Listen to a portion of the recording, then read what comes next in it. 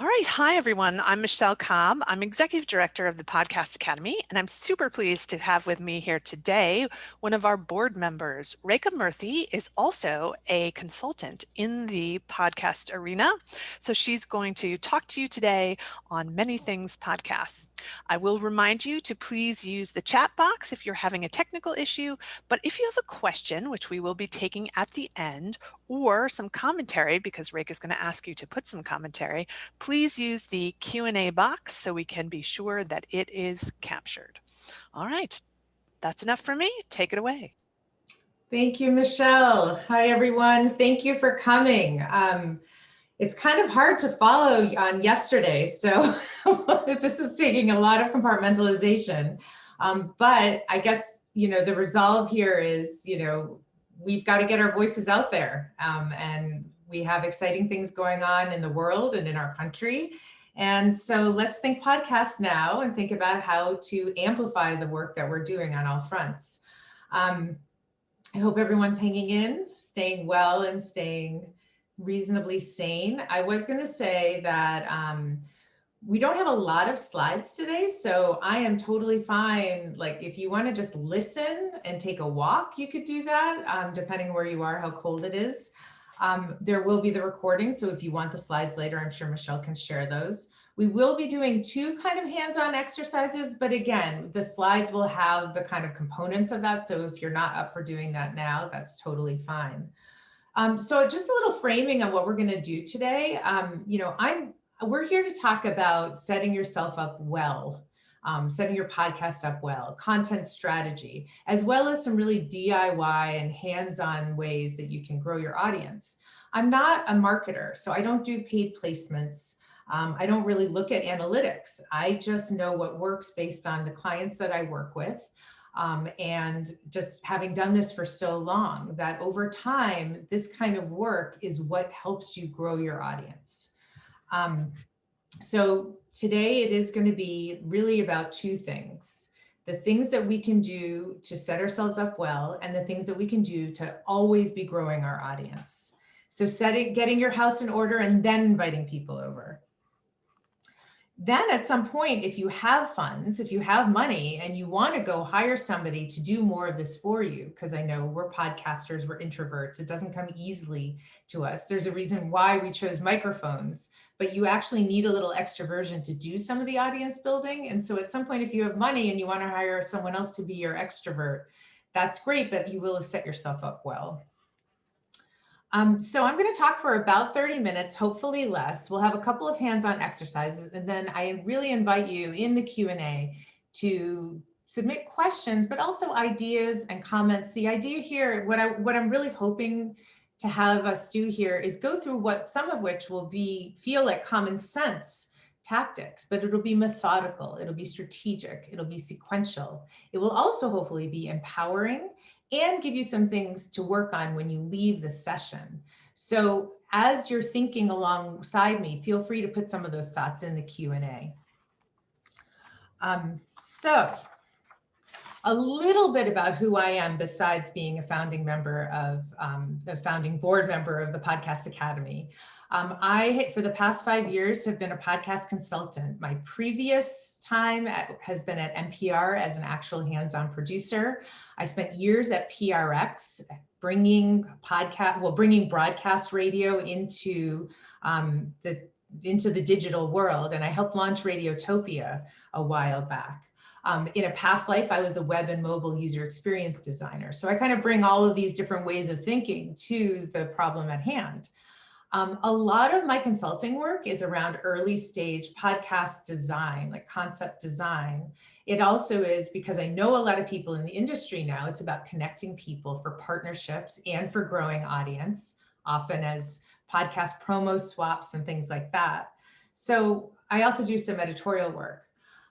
And I onboard new voices all the time, in particular as part of Spotify's Sound Up program for underrepresented voices. So I see people coming at this problem from many different directions, and the things I'm going to share with you are really a lot of the commonalities of what works. And just really remind you, it really is work. Like, making the podcast is work, but so is actually getting noticed, getting your show out there. When people come to me for the kind of the audience development and the partnering work, almost invariably, I pull on the thread and it takes us all the way back to the things that we're going to talk about today. How does your show look? Is it designed in a way that is easily graspable, findable? Does it sound good? It's the tractor beam. Like, let's get that tractor beam in place so we're really drawing people in. So my husband's British, and he doesn't necessarily like the fact that Keep Calm and Carry On has been like just overtaken in every corner of pop culture. In fact, it's kind of already past now. But I find it really useful to say start strong and carry on, because start strong is, again, the content strategy. Carry on is the idea that you're always building audience, never stop. There's no point at launch or a few episodes in where you can just do a big push and be done with it. So first, we're going to dive into start strong. I think the underlying principle here, which I think we'd all agree with, is that, from a technology perspective, podcasts are still too hard to find and share and listen to. It's hard to get people to listen to a podcast. It could be easier. And on top of it, there are more podcasts than ever. So I think we all agree at this point that just saying your podcast exists isn't enough. And why don't we start with an exercise? If you have a paper and a pen or pencil, or you want to work on your screen, let's get that together, because we're going to do a little exercise here that's going to set you up for more work after the session. Giving you a sec. So these questions, I would ask you to write them down. They can also be in the slides that I'm happy to share later, but we're going to go through them very quickly. Think of 3 to 5 podcasts that you currently subscribe to, that you listen to regularly, like more than once, that you think about, you come back to, that are podcasts in your life. Think about, how did you first hear about the podcast? Was it word of mouth? Was it through a link somewhere? What made you look it up? And think of that action of Googling it. What made you click the link? What made you click play? Like, what did you see where you landed that made you want to click play to an episode? What made you listen to the first 10 seconds? What made you keep listening, right? Those are 2 very important aspects that we'll get into a bit later. What made you subscribe or favorite or somehow carry it with you? What made you return would be another one. Actually, that's not on this slide, but make sure that it's on yours, on your list. And, have you told others about the show? How? Have you engaged with the show in some way? Have you maybe contributed, like a story or some content? Have you given money? Have you responded to an ad? Have you acted in some way that the podcast was calling you to act? Anything short of saving the world? Or maybe did you save the world? Maybe that was yesterday and you did something a podcast told you to do. These are all the things that, if you reflect on your experience of doing these things for the podcasts that you listen to and love, now let's start to think about how we can apply that to your show, either the show you haven't yet launched and you're planning to, or a show you've already launched, but you want to kind of go back and fill in these gaps. This is what's going to tell you most of what you need to know to start strong. Now, there's an important point here that you may not be your target audience. And so you do need to get in the head of your target listeners, of the listeners you want. Think about how you would get them to do these things in the list. How are you going to first get them to want to Google? How are you going to get them to easily find your show once they've Googled it? There are entire talks about how to know your podcast audience. And for a long time, it was almost impossible to know. It's getting a little easier thanks to some platforms, but we're not going to get into that here. But all this means is inhabit the mind of the listeners who you want to reach. So now I've boiled starting strong down to 4 main categories. And I went fantastic here. You're welcome. So the first thing is appearance. We have the world's tiniest storefront with podcasts, right? You get this tiny thumbnail, you get a title, You get a brief description, right? Even if you have room for a longer one, most people, especially on their mobile device, are only going to see the short one. And then you'll get some episode titles. That's really it. So you really have to do, your title and your logo have to do a lot of work. And so does the first sentence of your description and your episode titles as well. So kind of along those lines, thinking about what your show, how your show can grab people very quickly, be graspable, be compelling right away by title and logo. I didn't actually pull in the actual logos, but I've provided just a few examples of shows that I think do a really good job with this. So the ones on the left are ones that I think have a very strong title and logo combination. And this is something I would welcome you to put other examples in the Q&A that we can talk about later. So, if you look at the list on the left, the title and logo, here are some shows: The Anxious Achiever, Finding Fred. Finding Fred's a great one because you can see it's about Fred Rogers. And if you weren't sure of that from the title, you see the logo and it's a sweater with a tie. So it's very quick. Hollywood in Color, Inherited, the big one. And when you see the Epidemic logo and you see that it's called Epidemic, guess what that's about? And then there's ones like The Brown Girl's Guide to Politics. Literally, that's what the logo says, and that's exactly what you get. So, keep thinking of examples. Now, on the right side of the slide are ones that I feel have a really good one-line description and some kind of way of titling the episodes that almost gives you pattern recognition. You can start to really quickly see what the show is about, where each episode begins and ends, like what's the scope? Like, is each episode the entire universe, or is it a really focused topic? Is it based just on one particular guest who hopefully you've heard of? Or is it about is it a roundtable on, again, a theme or a topic? I'm not going to read through these, but again, you can capture these now or look through them later in the slide. I just think it always helps to have examples. Discovery, I'm going to go back to that list. As I mentioned, I was a user experience designer in my past life, but we're all internet users now. So again, getting in the mindset of somebody who has just heard of your podcast, making sure that your search engine optimization is good, right? That you've picked a name that's pretty Googleable. Now I know, like one of the examples I had in this slide before, Inherited or Epidemic, if you Google that, that's not going to get you far. But hopefully if you Google Inherited Podcast or Epidemic Podcast, that will get you somewhere. How does it look when someone shares? If someone wants to share, do they have a way to share an episode that's easy and that isn't necessarily platform-based? Like maybe it's your website. I like to use the Twitter cards validator, and like all of the major social platforms have a way for you to kind of preview and make sure that it's going to look good.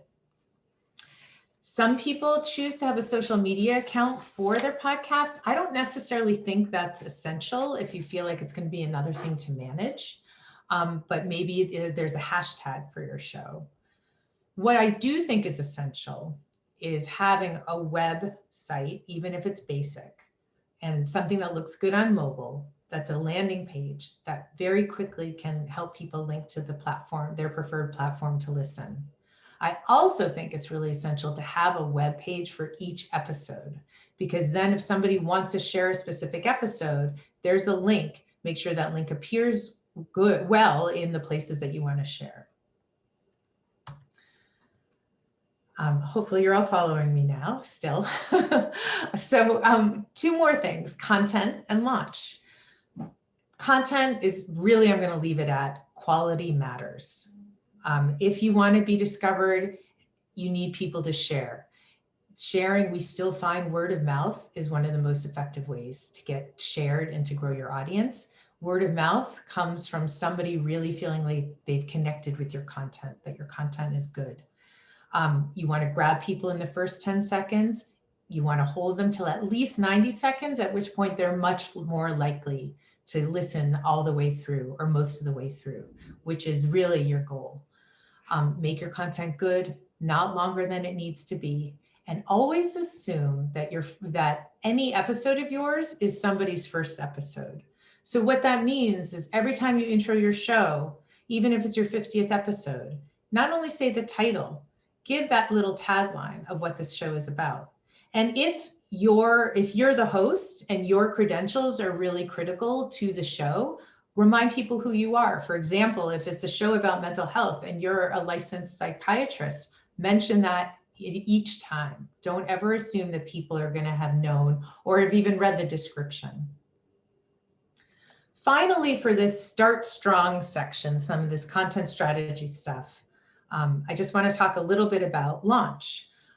Before launch, you just want to have a few things in place because then you can start to get the word out. So this web landing page, you can even have on that web landing page a prompt for people to enter their email addresses. Now, I'm not saying that on top of launching a podcast, you must also do a newsletter. You can just say that we will only use this to notify you when we launch. That can be just like an added way once you're on people's radar. They're not going to remember your launch date. They're not going to know when you've dropped your first episode unless they've subscribed in the app and their alerts are on, many things. So this is another way to make sure that people know when you've dropped. Having a trailer and getting that up on the platforms before your official launch is a great way to test your presence. You can show it to 5 or 10 of your closest friends and be like, what do you think of the logo? What do you think of the title? You could even change those before you've officially launched. It also gives you a place where you can start to alert the platforms and ask for features. A lot of platforms do that, and I'll mention that in a minute.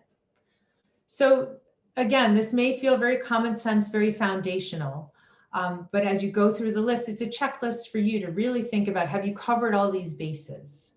Because frankly, a lot of people I work with haven't. It hasn't occurred to them. They've been so busy making their thing.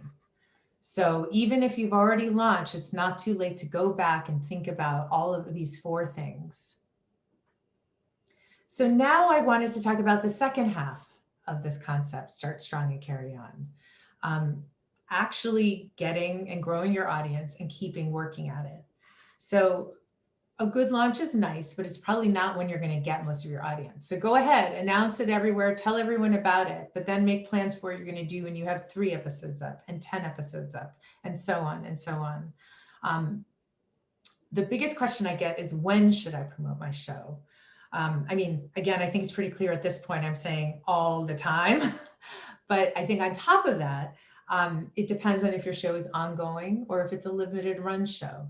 Ongoing, sometimes I say, wait until you have a few episodes in there, because like we said, episode titles can provide some pattern recognition. They can provide people different ways in depending on their tastes and preferences. If you're a limited run show, you may want to build up some excitement in advance. And also when you have all of your episodes up. I've worked with clients where they've come to me well after the show is done, but it's an evergreen show. And now they have the whole package, almost like a book with chapters. I know S-Town has actually been a show that's talked about themselves in that way, a book with chapters. So you can wait till all the chapters are out and then do your push. Time pegs are also, when we think about when to promote, there are time pegs, and I think those can work, especially for platforms who'd like to compile like timely, summer road trip, when we can do that again, or, Black History Month, whether or not we think that Black History Month should be all year or not, it's still a marker for some folks of a time when they can create collections of content. I used to work with a show called Tiny Spark, which is about philanthropy. And so we did a mini series, a 3-part series around Thanksgiving on how to give in advance of Giving Tuesday, your year-end giving, how can you do that? And then it was something that we could really pitch to the platforms and to other media to get featured. It also, sometimes it just helps people talk about your show more legibly. So for example, Snap Judgment, which I've been listening to for probably a decade now, they've been doing a series called Letters from Lockdown. Snap Judgment covers the gamut. I mean, their episodes are so varied. It's storytelling, it's all kinds of stories. But with Letters from Lockdown, I can turn to a friend and say, I'm really not up for listening to a ton of pandemic podcasts right now, but this is really creative and really moving. And maybe if they come for that, they'll stay for the rest of the back catalog or the future catalog. So the last thing I want to really cover right now is the how. Here's how I go about doing my actual outreach. Um, you have your assets lined up. We've tested out your presence. Your house is in order, and someday you'll be able to invite people in when everyone's vaccinated. So the first thing, like I said, getting featured on a platform. Not all of them take requests, but actually I recently did a kind of a quick review, and Apple, Pocket Casts, Stitcher, Amazon Music, they all have directions on their website, instructions on how to submit to get featured. So that's like basic, and it's a huge driver of listens. Spotify has a few tools to help you share, like cards you can create and things like that, graphics. So that's another useful one. And now what I'm going to really talk about, and what we're all going to kind of roll up our sleeves a bit together on, is what I call authentic outreach. It's kind of why we say podcasts are so successful, right? That there's an authenticity, a relatability, an intimacy. Well, you can bring that into how you reach out, how you get the word out about your show. It's not about throwing everything at the wall. It's not about writing one press release and launching it into space. I think maybe sometime if somebody wants to do that, go ahead. I guess it can't hurt. But what I have found so much more effective is when the maker or somebody closely involved in the show makes the ask. It's brief and it's personal. And here, actually, I want to shout out to Tink Media. I saw a podcast movement session with them that completely validated and embodied everything I've been doing. And the first thing that Lauren and Kate said, I think they're the co-founders, is that you are your best publicist. Absolutely. That doesn't mean at some point you won't want to outsource that, should you be so lucky to have the funds and the resources. But start with that. Understand that. Not only are you the maker of the podcast, you are the podcast best publicist.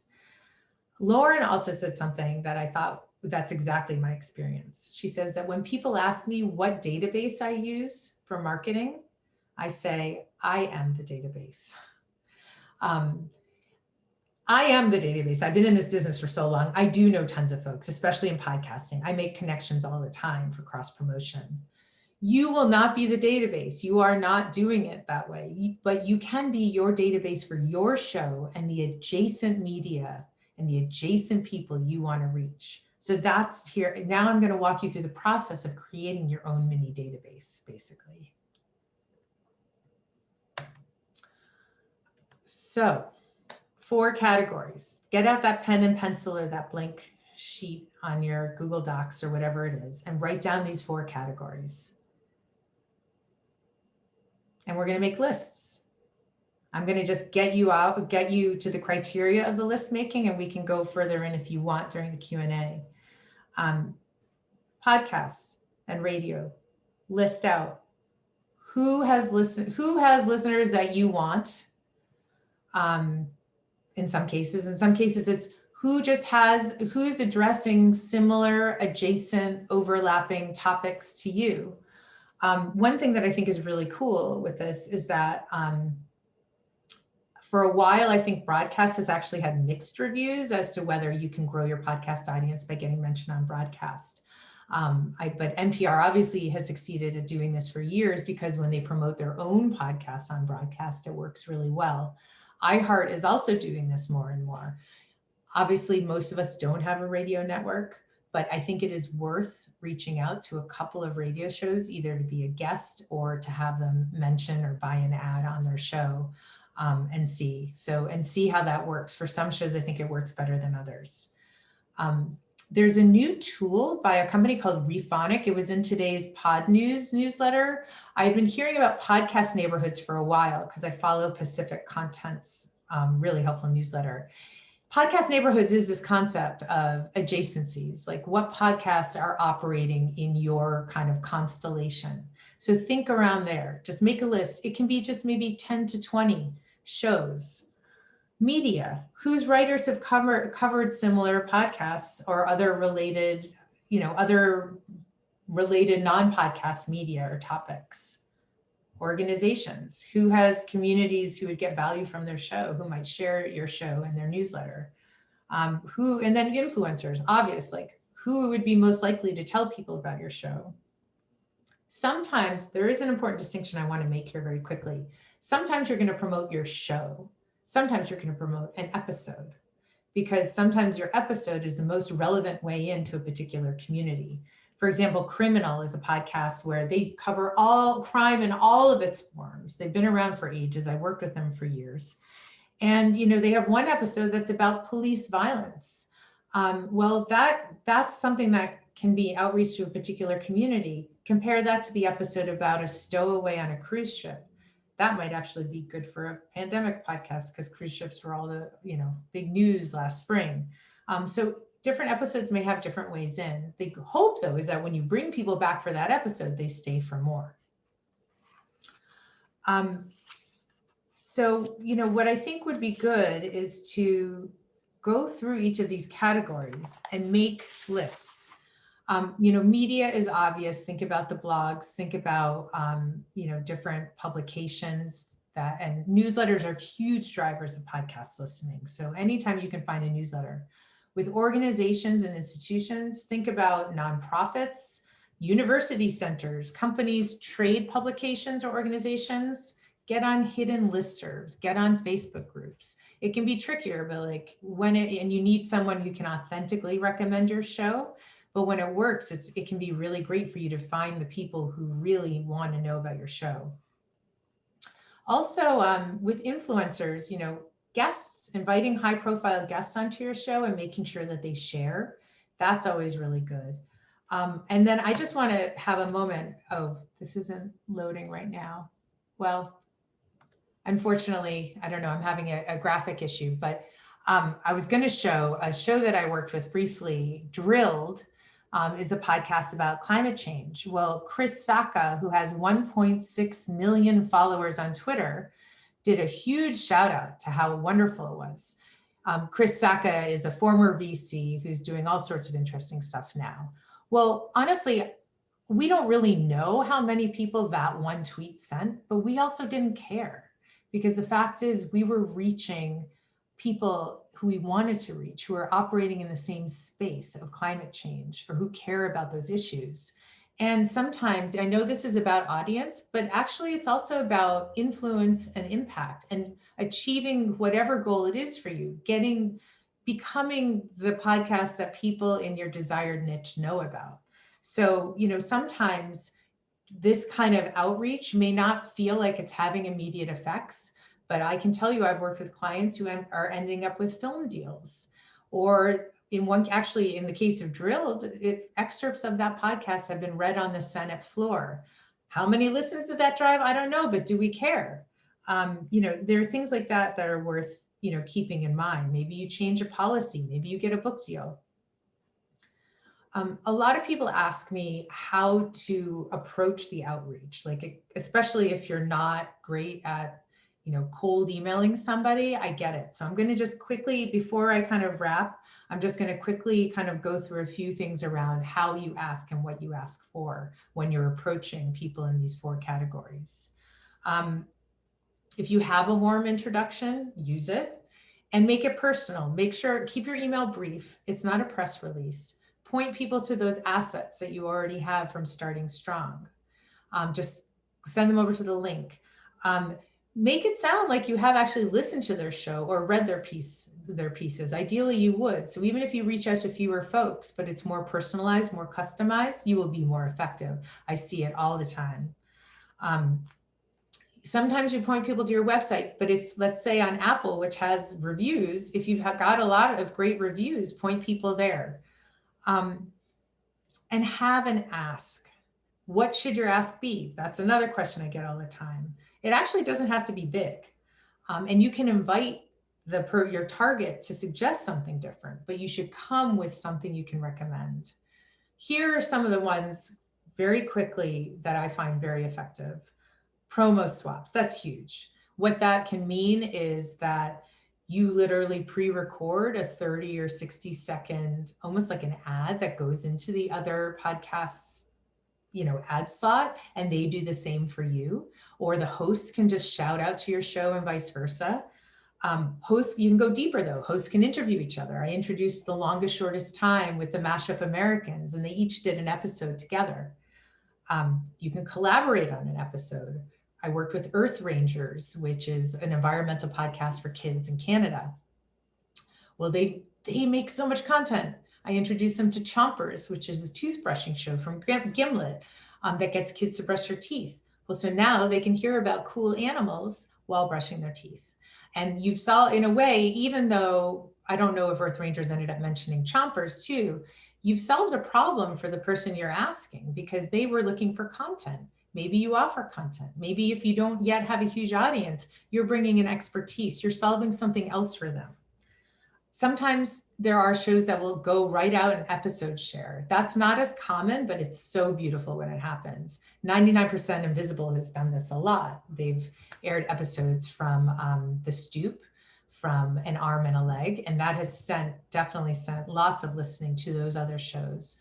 More recently, I work with Bird Note, which is a great name because it's, you now know it's a show about birds. And they partnered with Oregon Public Broadcasting's show Timber Wars, a podcast. And Timber Wars actually dropped in an episode of Bird Note's show Grouse in there. And that too is really successful. We talked a little bit about what it would mean to get on broadcast. If you can, great. But that's something that you're going to want to just learn if it works for your show. Then the last thing I want to say around the ask, you can also keep it light. Like, let's just be friends, right? Like, just social media shout outs, newsletter shout outs. That would be great. Newsletters drive way more listening than social media. How do you track all this? Google Sheet. Don't get fancy. You are the database with a little help from Google Sheet. Just write out who you reached out to and what came of it. When you've done all of that, do it again. Seriously, that's the only way. It takes time. It takes effort. It's as integral to your show as the show itself. Set aside a couple hours a week. Even 1 hour a week often can get you pretty far. And be creative.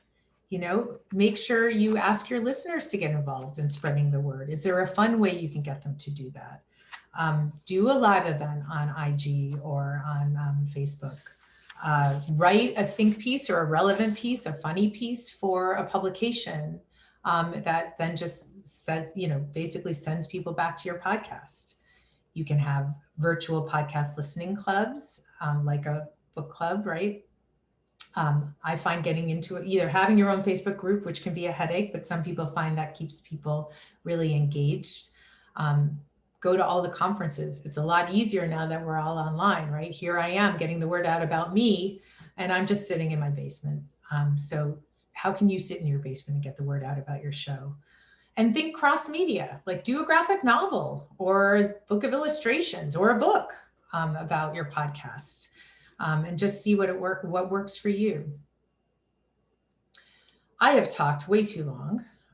It always feels that way though. So what I would just ask in conclusion is that you now have these 2 exercises, which are largely around listing and inventorying. Go back, apply them to your show, build them out, act on them. Get that inner extrovert wherever it may be hiding and go and like really advocate for your own show before you even try to get anybody else to help you.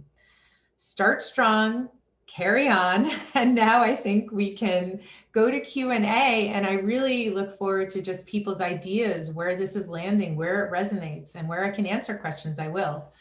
But thank you so much for joining me and for sticking it out on this ride. Thank you. Thank you so much. I'm just going to ask you to stop your screen share. Right. And for those of you in the listening audience, if you have questions, please put them in the Q&A box. And we have one already. So, do most people really find podcasts in Google, or do they search podcast apps? That is a great question. I do not have data on it. I will say though that the last I checked in with the apps, like with Apple, like 95% of their search is specifically a podcast. Like people aren't just like browsing around. Like 95% of the behavior on those sites is absolutely search. And yet at the same time, we see real boosts when people get featured on the homepage. I do think there is I do know there's a lot of Googling. Sorry, it takes me a minute to work up to that section of my brain, because Google Podcasts is very aware of this too. And in fact, they've been really making podcasts like a favored search result, like a favored medium, which means that sometimes when you can search, you will actually see play buttons immediately in the search results for that podcast. But basically, the same principles still hold. Just position yourself with the right keywords to be indexed properly and with really searchable information, and it'll work on both platforms. And a follow-up to that, do people look first and subscribe later, or do they subscribe first and then just unsubscribe if they don't like it? I don't know. And I don't know much about that user behavior. And I think, again, I tend to just account for both. Like, what I can see from the little data I've reviewed is that subscribing is still a small proportion of the overall listens to your show. So that can tell you something, which is that subscribing is a high bar, actually, usually, to entry. So you want to get subscribed to, and it's not the first thing that a lot of people do. Now, you mentioned a tool for finding podcast neighborhoods. Could you talk more about what that is and how it works? Yeah, I was just playing around with it. So if you search Pacific Content, they have a newsletter where they've done some great writing on podcast neighborhoods as a concept.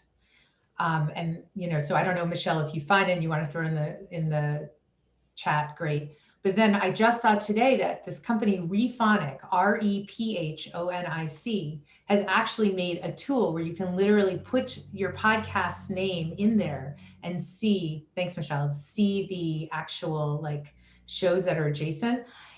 To be honest, like I did some spot testing. It's a start, but honestly, you can really use your own creativity here. It's actually kind of fun. Like I worked with a show for Michigan radio called Kids These Days, and it's about teenagers for teenagers, but there aren't a lot of shows involving teenagers. There aren't a lot of podcasts. So you have to think differently. So there was an episode about climate change. So then we start talking about, well, what are the climate change podcasts, or an episode about gender identity, or like technology, whatever it is. Like, so let that be a start, but I wouldn't stop there by any stretch. Cool. All right, and someone just asked how they could reach you. So I'm just putting Rekha's website in the chat box for you there. All right, next question. Do you have any thoughts specific to rebranding a podcast from someone who's planning to rebrand this year? Oh, congratulations. That's so cool. Yeah, I mean, what I see when people rebrand, you don't want to do it too often, right? Because it actually, especially for people who have subscribed to you, they're used to seeing you as your other logo. But rebranding, test it out with 5 or 10 people. We find even in product design that actually 10 users can identify 80% of the issues with the software product. Wow. And I find that actually kind of holds up with podcasts too. If you ask even just 5 people, most of them will be like, you'll start to see a pattern pretty quickly. So make sure you test it out. Make sure you test that logo like small outside on your mobile device in the sun. I mean, like stuff that you just don't think about. And no, I mean, it's never going to be perfect. And also just make sure that it migrates to all the platforms. And where it hasn't, then make sure that your RSS feed is doing what it needs to do. That's a great point. Do you have any insights about taking audiences with you from someone who's a producer? So from one podcast title to your next podcast title? I mean, there is a real convention for that now that I think really does work. I mean, so there is a constant debate about, do I just use the same feed and just like change everything on that feed? I have seen data, and I have talked to plenty of people about this to know that actually doesn't work. People came to that feed for that original content, the first stuff. And if you try to bring them on to the second stuff, they don't stay. So go ahead and create that new feed for the second thing. And have like your most recent episode, like making sure that the default sort is that the most recent episode is at the top. Have that most recent episode actually tell people about this new show. That's really the best way. Don't be tempted to hold on to the same feed. I have not yet heard a situation where that has actually worked. And in fact, often clients come to me when they've already done that. They realize it didn't work, and now they just need me to validate that it's going to be okay to split that stuff up into multiple feeds and cross-reference them. Good to know. How about any data on how effective social media ads versus finding audience from podcast apps? So what they found is that audience mostly found them through the apps and other outreach, but is there any, research, any specific reports that can tell us anything in that vein? I don't track the analytics as much, and especially not around paid. However, I will say that a client the other day bought ads on a relatively small podcast app and was incredibly surprised, pleasantly surprised.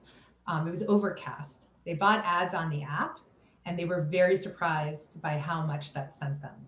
And yet at the same time, they found that the Facebook ads hadn't delivered as much. But this is where there may be other people out there who really could just tell you straight up. And I know there are a couple of folks who could, but also I think this is where you set aside some money and do some A/B testing. Try both, see what happens. Not really A/B, but like try both things and see which gets you more. Excellent. All right. Any tips to be found in Apple Podcasts app? Because it seems like Apple just doesn't show many shows when you're searching, or they're showing older shows or podcasts. How can you make it to the top of their search? How can you get to the top of their search? So, I mean, first of all, I hate to say it if there are any Apple fans on here, but I think in podcast land, it's generally agreed upon that the Apple Podcast app is not great. And I also know this because I see my parents try to use it. I use Pocket Casts. I'm an Android user, so I actually don't use Apple all that much, but I am conversant in Apple Podcast app. I think I actually don't have any major tips for findability besides making sure that you request features when you have something notable, because those do work. And Apple is really good about reviewing the requests and really trying to expand the surface area of listening by like not just promoting the usual suspects. So if you can get featured, then that gets you into the prime real estate.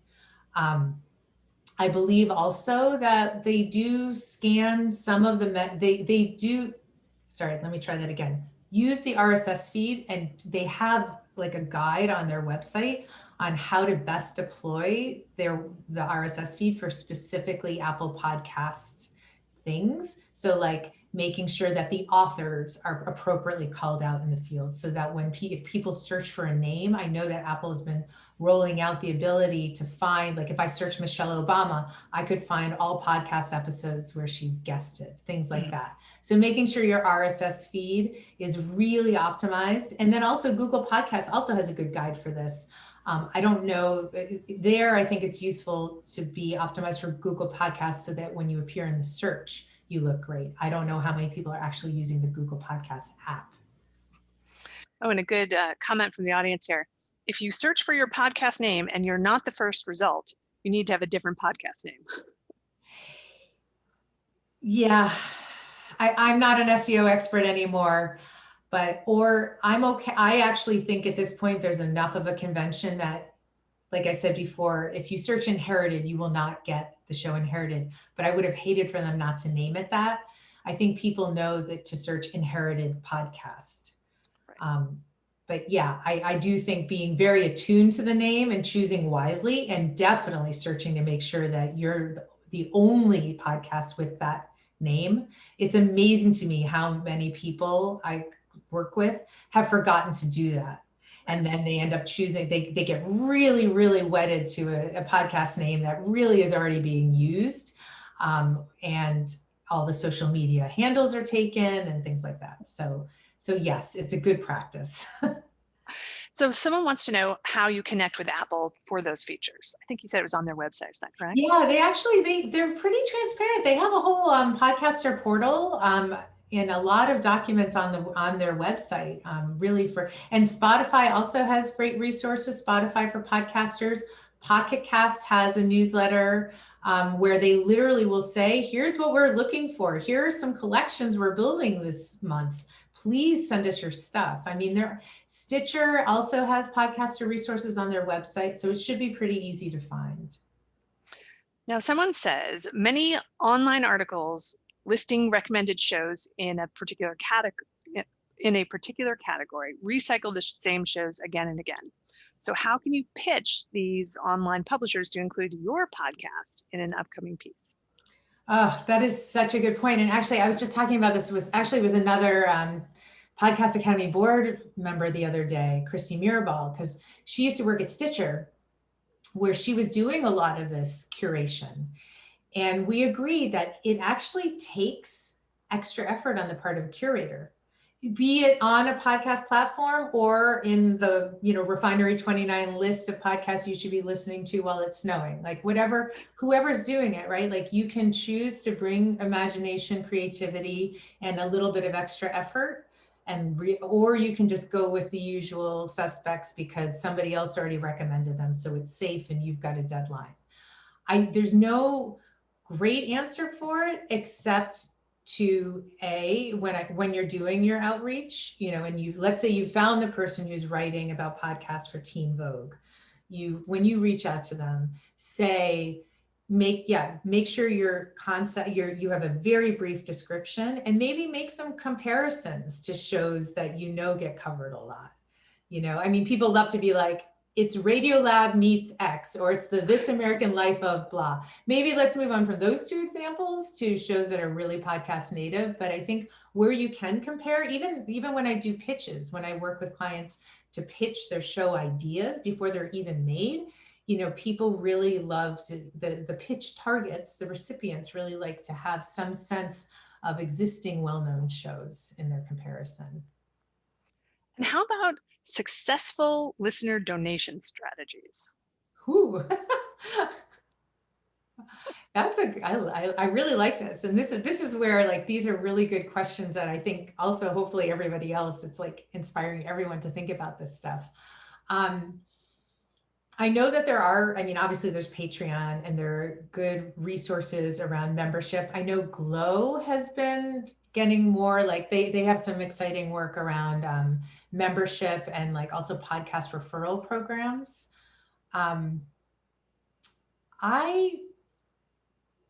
Having run one of Kickstarter's largest campaigns ever, I ran it for Radiotopia with Roman Mars, but that was a long time ago now.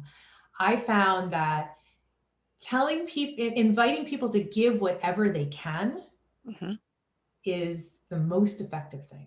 To not say, without you, I will not survive, because then people feel like they need to give a lot of money and then they can't and whatever. But what you want is the engagement. You want somebody, even if they give you $1 or $5, they're in. And even if it's a one time, like even if it's not $1 a month through Patreon, even if it's a one time, what you're trying to do is get yourself in their inner circle of giving. And that maybe next time they give more. And then it also, of course, comes back to quality. Like, are you delivering on what you promised, and are you giving your listeners what they need? All good points. And I will say the education subcommittee of the Podcast Academy is working on a white paper on a resource guide on monetization right now. So we're hoping to roll that out next month to help with answering some of these questions and pulling together some key data in that area. That's great. All right. Any other questions? Feel free to shove those up. There they are, popping right up. All right. Any tips for building a listenership in places where podcasting is a new concept and listeners are unlikely to be on a podcasting app? So he or she is launching a Pan-African podcast and realizing they probably need to think about YouTube, social media, and other media platform partnerships to build an audience. Any ideas? I love this question. I don't know that I've cracked the nut, but it's the only way we're going to grow podcasting, right, is to grow the number of listeners in general. And by any podcaster who's willing to try to break through that is like, I get very excited. A couple of random thoughts. So I do think websites actually are really important here. A really clear, easy to use, mobile friendly website where someone could actually play from your website. That is really important. Like, I worked with a client whose target audience were working class women of color, ages 35 to 55. most of whom have never listened to a podcast, but they have mobile phones and they use them all the time. In fact, in this particular case, it was largely domestic workers. So they've got their phones on all the time while they're working. So that's one thing, is thinking about something outside of the apps. Actually, I know for a fact that Serial, the first season of Serial, their top listens after Apple Podcasts were their website. So also make sure that whatever listening you get from your website gets into your logs, your stats, gets counted. I hung out with a bunch of podcasters in India in the before times, in Bangalore. And there's no culture of podcast listening, although it's growing now. But their big thing, somehow they managed to use WhatsApp to drive listens. Even though there's like a limit to how many people you can share it with, they had some hacks. I can't claim to know what they are to use WhatsApp for that. I think also someday when everyone's vaccinated and can gather in person, I think listening events, group listening events, are really fun, and you can make it really social around that. Libraries are one of my favorite places to convene listeners, so just getting really low tech is the first thing, I think. And someone wants to know how you get your website listens counted.